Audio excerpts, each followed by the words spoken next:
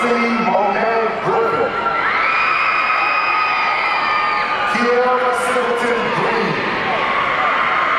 Ryan Shelley Snell,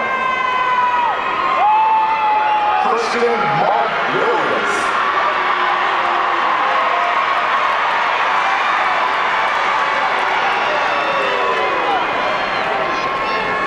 Candace Leora Wiggs,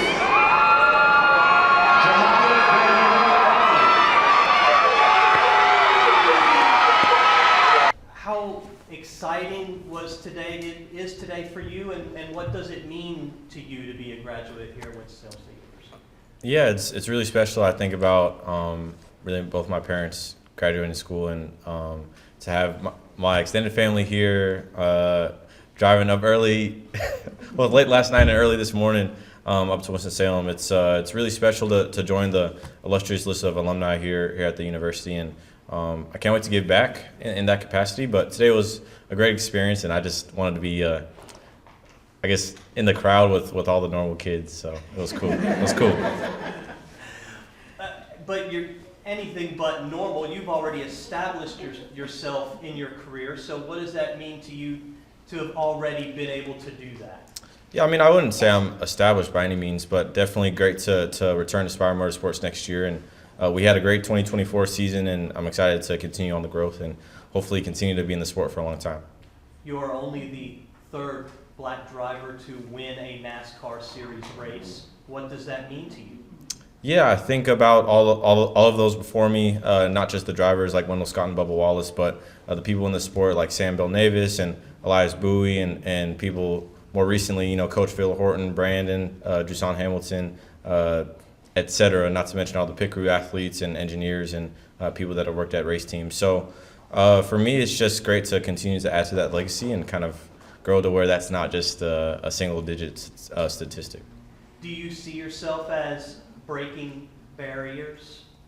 I mean, I would hope so. I think it's great to see even just more people in the motorsports program. I remember coming as a freshman, and I could count it on my hand the people in my class, and now it's double digits. So it's great to see that impact over the last 4 years, and hopefully that continues after I'm gone. Are you doing anything to actively help in diversifying NASCAR? Yes. What kinds of things are you doing? what kinds of things are you doing? He's winning races. Yeah, I think for sure. I think being a product of the NASCAR Drive for Diversity program is helpful, and I try to help out the young candidates every chance I get, whether it's related to driving or off the track stuff. And I can't wait to give back, like I said, to the school, and whether it's through the Motorsports Management program or in any other way I can be involved. Have you had an opportunity where a young minority fan has come to you and shared with you that they look up to you, that you're a role model for them? Yeah, it's very humbling. I remember being that age, going to races with my dad and my mom and my sister, and whether it was in Richmond or Dover, and looking at those drivers like superheroes, so to have it kind of be roles reversed is definitely special, and I kind of cherish those moments for sure. And what has this program here at Winston-Salem State done for you to help, get your career going? I think it's helped provide perspective, but also options for me for, obviously you can't drive forever, but to be involved in the sport for a long time. And like I said, give back and make it better than it was when I came in. Tell us the path of how you got to Winston-Salem State University. Where did this fall into your purview and you went, that's for me? So, let's see. Well, my dad went to Clark, so I knew that going to a HBCU was important. And for me, it was either here, A&T, or Morehouse. Being in the South and having that passion for racing, I knew, going to HBCU and then being involved in the sport was imperative to me. And Winston having the Motorsports Management program, it was pretty much a no-brainer. And I think about visiting the first time Bowman Gray and Dr. Harshaw's office over there at the field house, and I knew this is where I wanted to be. And so really since then, I've just been counting down to start classes, and starting during COVID, unfortunately, and then commuting to classes and kind of being incognito around campus. It's been a great journey so far, for sure.